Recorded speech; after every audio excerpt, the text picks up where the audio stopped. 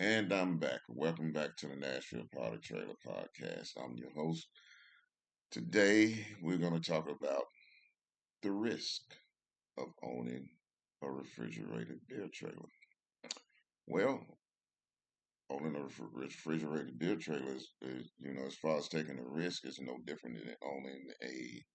Well, I ain't gonna say there's no difference, but there's the risk is minimum opposed to owning a large scale business. Most large scale businesses they go off of they depend on a lot of data, and they still fail, and some are successful.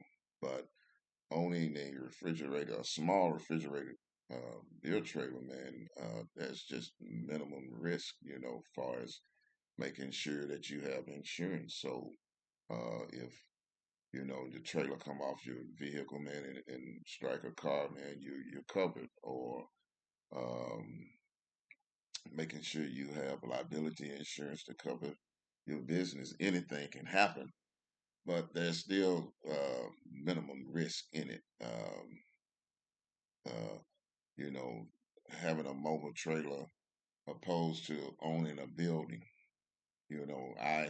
I rent a small storage unit, uh, which houses my all my equipment, my trailer, and my van for $385 a month, compared to owning a piece of a building or renting a piece of a building, paying $5,000 a month. And the numbers are, I'm not even breaking even, of making $5,000 a month. I could have invested in five, six trailers, but I chose to just have the one trailer. If I had five trailers, then I would have a lot more work to do trying to keep all five trailers busy, opposed to just having the one trailer. Um, there's minimum risk in doing this, especially if you cross your T's and dot your I's. I wish I had somewhere uh, at my home. I wish I had a piece of property. I wish I had a house, and I wish I had a nice garage on the back where I could keep all my equipment in the back. I could even save more money. You know what I'm saying? But it's just part of the game. You know what I'm saying? The bigger you get, the more room you need. I don't want my house to look junky with a lot of cars and trucks, you know, parked there. And also, I don't think my neighborhood, my HOA would allow that to happen. But I have faced minimum risk, and I always try to make sure that I secure my trailer when I'm on at the event. When I'm moving my trailer around, I always try to be, you know, focus. I try to focus on what's around me. If there are tree stumps, if there, how close am I going to be to somebody's house, or whatever. You know, but you know, again, there's minimum risk owning a refrigerated beer trailer when you don't serve alcohol or sell alcohol.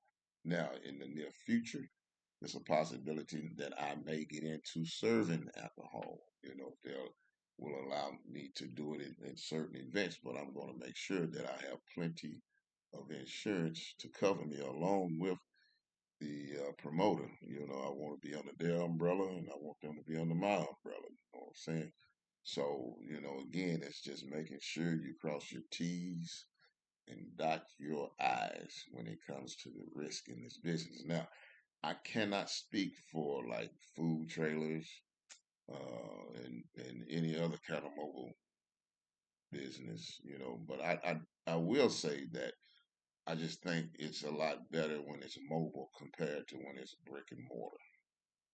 You know what I'm saying? I think you can turn a better profit when it's mobile, just unless you just got super good food in a super good area, and you have that crowd every night, you know You can break even. I mean, you can make a profit off of five, 10, $15,000 building. You know.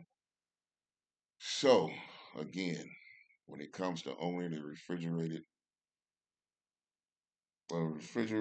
build trailer, man, it's minimum risk. There are risks, but as long as you cross your T's and dot your I's, there's minimum risk. Okay. Hey, thank you for tuning in to the Nashville Party Trailer Podcast. Hey, if you got any questions, email me at NashvillePotterTrailer at gmail.com. Hey, go to my website.